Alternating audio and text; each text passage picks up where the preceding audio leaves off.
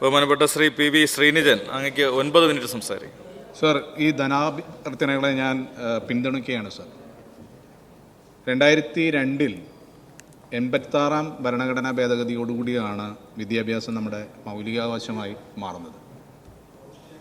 നമ്മുടെ വിദ്യാഭ്യാസ വകുപ്പ് കഴിഞ്ഞ കുറേ നാളുകളായി നടത്തിയ, പ്രത്യേകിച്ച് 1ാം പിണറായി സർക്കാരിൻ്റെ കാലഘട്ടത്തിൽ നടത്തിയ നിരവധി ശ്രദ്ധേയമായിട്ടുള്ള പദ്ധതികൾ കൊണ്ട് ഏകദേശം 5000-6000 കോടി രൂപയുടെ പദ്ധതികളാണ് പൊതുവിദ്യാഭ്യാസ രംഗത്ത് ഭൗതിക സാഹചര്യങ്ങൾ ഒരുക്കുന്നതിന് വേണ്ടി മാത്രം നമ്മൾ ഒരുക്കി കൊടുത്തത്. അതിൻ്റെ ഭാഗമായിട്ട് ഏകദേശം 10 ലക്ഷം കുട്ടികളാണ് ഇന്ന് സ്വകാര്യ മേഖലയിൽ നിന്ന് നമ്മുടെ പൊതുവിദ്യാഭ്യാസ മേഖലയിലേക്ക് കടന്നു വന്നിട്ടുള്ളത്. അതിന് പ്രത്യേകിച്ച് വിദ്യാഭ്യാസ മന്ത്രിയെയും സർക്കാരിനെയും ഞാൻ ഈ അവസരത്തിൽ പ്രത്യേകം അഭിനന്ദിക്കാൻ ഞാൻ ആഗ്രഹിക്കുകയാണ് സാർ. ഈ ചർച്ചയുമായി ബന്ധപ്പെട്ട്, വിദ്യാഭ്യാസവുമായി ബന്ധപ്പെട്ട് ഇതിൻ്റെ റെഫറൻസിന് വേണ്ടിയിട്ട് ഞാൻ SCERTയുടെ ഡയറക്ടർ ഡോക്ടർ ജയകുമാറിനെ ഒന്ന് വിളിക്കുകയുണ്ടായ. അതുകൊണ്ട് തന്നെ 6ാം ക്ലാസ് മുതൽ 10ാം ക്ലാസ് വരെയുള്ള പാഠ്യപുസ്തകങ്ങൾ, സാമൂഹ്യ പാഠത്തിൻ്റെ ടെക്സ്റ്റ് ബുക്കുകൾ ഞാനൊന്ന് റെഫർ ചെയ്യേണ്ടായി സാർ. പക്ഷെ അതിൽ പറഞ്ഞിരിക്കുന്ന പല കാര്യങ്ങളും എനിക്ക് തോന്നുന്നു ഞാൻ സ്കൂളിൽ പഠിപ്പിച്ച ഉള്ള കാര്യങ്ങൾ പോലും ഇപ്പോഴും അതിൽ ആ പാഠ്യഭാഗത്തിൽ ഇപ്പോഴും കടന്നു വരുന്നുണ്ട്. അതിലൊരു 7ാം ക്ലാസ്സിൽ, ആ ടെക്സ്റ്റ് ബുക്കുകളെല്ലാം എൻ്റെ കയ്യിലുണ്ട്. 7ാം ക്ലാസ്സിൽ പേജ് സാമൂഹ്യശാസ്ത്ര ഭാഗം 1 പാഠം 4 പേജ് 57 ഞാനൊന്ന് വായിക്കാം സാറേ. ബഹുമാനപ്പെട്ട വിദ്യാഭ്യാസ മന്ത്രി കൂടി ഒന്ന് ശ്രദ്ധിക്കാൻ വേണ്ടിയാണ്. താഴ്ന്ന ജാതി എന്ന് കരുതുന്നവർ ചരിത്രപരമായി വിദ്യാഭ്യാസ അവസരങ്ങൾ ഉയർന്ന ജാതി എന്ന് കരുതപ്പെടുന്നവർ നിഷേധിച്ചിരുന്നു. അതായത് താഴ്ന്ന ജാതിക്കാർക്ക് ഉയർന്ന ജാതിക്കാർ വിദ്യാഭ്യാസ അവസരങ്ങൾ നിഷേധിച്ചിരുന്നു. ഒരു ടെക്സ്റ്റ് ബുക്കിലുള്ള കുറിപ്പുകളാണ്. സാർ, ആരാ ഈ ചരിത്രം എഴുതിയത്? ആർക്ക് വേണ്ടിയാണ് ഈ ചരിത്രം എഴുതിയത്? അതിപ്പോഴും നമ്മളെ കുട്ടികളെ പഠിപ്പിക്കുകയാണ്. ഇങ്ങനെ കുട്ടികളെ പഠിപ്പിക്കുമ്പോൾ, ഞാൻ സർക്കാർ സ്കൂളിൽ പഠിച്ച ഒരാളാണ്. ഞങ്ങൾ ഈ ചരിത്രം അന്ന് പഠിച്ച്, ഞാൻ 5ാം ക്ലാസ്സിലും 6ാം ക്ലാസ്സിലുമായിരുന്ന സമയത്ത് തൊട്ടുകൂടാത്തവരും തീണ്ടിക്കൂടാത്തവരും എന്ന് ഞങ്ങളെ പറഞ്ഞു പഠിപ്പിച്ച് അടുത്ത ക്ലാസ്സിൽ വരുമ്പോൾ ദളിതരായിട്ടുള്ള കുട്ടികൾ മുഴുവൻ എഴുന്നേറ്റ് നിൽക്കണം, നിങ്ങൾക്ക് ലംസ് ആൻഡ് ഗ്രാൻഡ് വന്നിട്ടുണ്ട് എന്ന് പറഞ്ഞ് ഞങ്ങളെ ക്ലാസ്സിൽ എഴുന്നേൽപ്പിച്ച് നിർത്തുമ്പോൾ അവിടെ നിന്ന് തുടങ്ങി ഞങ്ങളുടെ മനസ്സിലേക്ക് അപകർഷതാബോധം വളർത്തുന്ന ആ പാഠ്യപദ്ധതിക്കെതിരെ ഇന്ന് ഈ ഫ്ലോറിൽ വന്ന് സംസാരിക്കാൻ എനിക്ക് അവസരമുണ്ടായത് കാലാകാലങ്ങളിൽ ഇവിടെ ഭരിച്ച പ്രത്യേകിച്ച് ഇടതുപക്ഷ പ്രസ്ഥാനങ്ങളാണ് എന്ന് പറയാൻ ഞാൻ അഭിമാനത്തോട് പറയാൻ ഞാൻ ആഗ്രഹിക്കുകയാണ് സാർ. പക്ഷേ ഇപ്പോൾ എന്തായാലും പാഠ്യപദ്ധതികൾ പരിഷ്കരണ കമ്മിറ്റി ഇപ്പോൾ ഏകദേശം അതിൻ്റെ കരട് രൂപമായി കഴിഞ്ഞു. ബഹുമാനപ്പെട്ട വിദ്യാഭ്യാസ മന്ത്രി ഇത്തരം കാലഹരണപ്പെട്ട ചരിത്രങ്ങൾ, ഈ ചരിത്രങ്ങൾ ആർക്ക് വേണ്ടിയാണ് സാർ ഒരു കാര്യം മനസ്സിലാക്കുക. A.L. പാഷയുടെ ഇന്ത്യ എന്ന വിസ്മയം റെഫറൻസ് പുസ്തകത്തിൽ ഈ ആര്യവൽക്കരണത്തിൻ്റെ ഭാഗമായിട്ട് BCA 2000 ആണ്ട് കാലഘട്ടത്തിൽ അതായത് കിഴക്കൻ പോളണ്ടിൽ നിന്ന് അടക്കമുള്ള ആളുകൾ, ആട്ടിടയന്മാരായിരുന്ന ആളുകൾ അഫ്ഗാനിസ്ഥാൻ വഴി അല്ലെങ്കിൽ ഇന്ത്യയിലേക്ക് കടന്നു വരികയും അവരാണ് പിന്നീട് ആര്യന്മാരായി തീർന്നതെന്നൊരു ചരിത്രമുണ്ട്.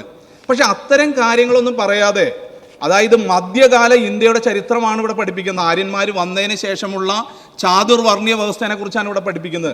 സാർ, അതിനു മുമ്പ് ഒരു ചരിത്രമുണ്ട്. ഈ നാടിൻ്റെ മക്കളായിരുന്ന, ഈ നാടിൻ്റെ കാവലാളായിരുന്ന ആളുകൾ ചരിത്രപരമായിട്ട് പല കാരണങ്ങൾ കൊണ്ട് അടിമകളായപ്പെട്ട ഒരു ചരിത്രം എന്തുകൊണ്ട് നമ്മുടെ സ്കൂളുകളിൽ പഠിപ്പിക്കുന്നില്ല? അവിടെയാണ് ഇത് പുനർവിചിന്തനം ചെയ്യേണ്ട ഒരു സാഹചര്യം നിലനിൽക്കുന്നത്. തീർച്ചയായിട്ടും ഇത്തരം കാര്യങ്ങൾ, അതുകൂടാതെ 9ാം ക്ലാസ്സിൽ ഞാൻ മറ്റൊരു കാര്യം കൂടി ഞാനൊന്ന് പറയാം. 9ാം ക്ലാസ്സിലെ പുസ്തകത്തിൽ പേജ് 53 സാമൂഹ്യ പാഠം പുസ്തകത്തിൽ തന്നെ മറ്റൊരു കാര്യം, ചാതുർവർണ്ണ വ്യവസ്ഥയെ പുറത്തായിരുന്നു അന്ത്യജർ എന്ന വിഭാഗത്തെ തൊട്ടുകൂടാത്തവരായി കണക്കാക്കിയിരുന്നു. ചണ്ടാലരും ചർമ്മകാരനും ഇതിൽ പെടുന്നു. സാർ, ആ പേജിൻ്റെ താഴെ ഒരു ബോക്സിൽ ചണ്ടാളർ എന്ന ഫാഹിയാൻ്റെ വീരണത്തിൽ എന്ന തലക്കെട്ടോടുകൂടി ഒരു കാര്യം കൂടി എഴുതിയിട്ടുണ്ട്. നഗരത്തിലേക്കോ കമ്പോളത്തിലേക്കോ പ്രവേശിക്കുന്ന ചണ്ടാലകർ ഒരു മരപ്പലയിൽ അടിച്ച് ശബ്ദമുണ്ടാക്കണമെന്നായിരുന്നു അന്നത്തെ നിയമം. കാരണം എന്ന് വെച്ച് കഴിഞ്ഞാൽ ഉയർന്ന ജാതിക്കാർക്ക് വഴിമാറിപ്പോകുന്നതിന് വേണ്ടി. സാറേ, ഇത്തരം കാര്യങ്ങളാണോ നമ്മൾ പഠിപ്പിക്കേണ്ടത്? സാറേ, എൻ്റെ മണ്ഡലത്തിൽ നമ്മൾ സ്കൂളിൽ ചെല്ലുമ്പോൾ അധ്യാപകർ നമുക്ക് റെപ്രസെൻറ്റേഷൻ തരും, നിങ്ങൾ പൈസ പാസ്സാക്കി തരണം അല്ലെങ്കിൽ സ്കൂളിന് ഫണ്ട് അനുവദിക്കണം. ഞാൻ അങ്ങനെ ഒരു സ്കൂളിൽ ചെന്ന് കഴിഞ്ഞപ്പോൾ ഞാനൊരു ചോദ്യം ചോദിച്ചു, ഞാൻ ഫണ്ട് തരാം, നിങ്ങളൊരു ഈ ഉത്തരത്തിന് നിങ്ങൾ മറുപടി പറയുകയാണെങ്കിൽ 50 ലക്ഷം ഞാൻ ഫണ്ട് തരാമെന്ന് പറഞ്ഞു. ചോദ്യം ഇതായിരുന്നു സാർ, അതായത് നമ്മുടെ ഗാലക്സി എന്ന് പറയുന്നത് മിൽക്കി വേ ആണ്. ഈ മിൽക്കി വേയുടെ തൊട്ടടുത്ത ഗാലക്സിയുടെ പേര് ആർക്കെങ്കിലും പറയാൻ കഴിയുമെന്ന് ഞാനിങ്ങനെ ചോദിച്ചു. എന്നെ പോലും അത്ഭുതപ്പെടുത്തിക്കൊണ്ട് ഒരു 7ാം ക്ലാസ്സിലൊരു വിദ്യാർത്ഥി പറഞ്ഞു അതിൻ്റെ ഗാലക്സിയുടെ പേരാണ് ആൻഡ്രോമേഡ ഗാലക്സി എന്ന്. ഞാൻ തന്നെ അത്ഭുതപ്പെട്ടു. ഞാൻ സന്തോഷത്തിൽ 50 ലക്ഷം രൂപ അവിടെ പ്രഖ്യാപിക്കുകയും ചെയ്തു.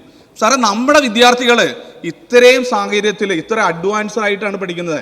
പ്രത്യേകിച്ച് നാസയുടെ ജെയിംസ് വെബ് ടെലസ്കോപ്പ് വന്നതിന് ശേഷം ഇപ്പം നമ്മൾ ലോകത്തിനെ കുറിച്ച് പുതിയ കാഴ്ചപ്പാടുകൾ വരികയാണ്. ഇപ്പം സൂര്യന് തൊട്ടടുത്ത് നിൽക്കുന്ന ഏറ്റവും അടുത്തുള്ള നമ്മുടെ ഒരു ഭൂമിയെ പോലെ ഇരിക്കുന്നതാണ് പ്രോക്സിമ സെഞ്ചുറി ബി എന്ന് പറയുന്ന ഗ്രഹം. നമ്മൾ ജീവനുണ്ട് എന്ന് കരുതുന്ന ഒരു ഗ്രഹം കൂടിയാണ്.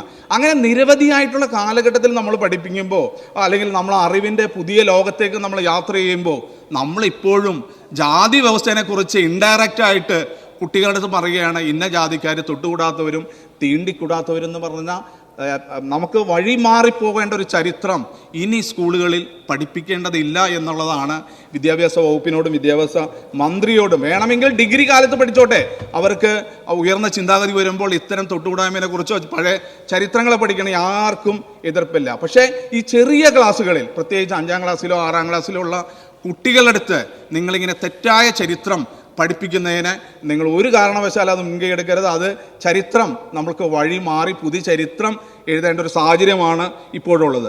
അതുപോലെ തന്നെ ഒരു കാര്യം, വിദ്യാഭ്യാസത്തിൻ്റെ പുസ്തകത്തിലൂടെ ഞാൻ കടന്നുപോയപ്പോൾ നേരത്തെ ഇവിടെ പറഞ്ഞ ആരോഗ്യം നല്ല കായിക വിദ്യാഭ്യാസം. പക്ഷെ നിർഭാഗ്യകരെന്ന് പറയട്ടെ, 8ാം ക്ലാസ്സിൽ ഒരു പരാമർശമാണ് കായിക വിദ്യാഭ്യാസത്തിനെ കുറിച്ച് പറയുന്നത്. കായിക ക്ലബ്ബുകൾ രൂപീകരിക്കുക.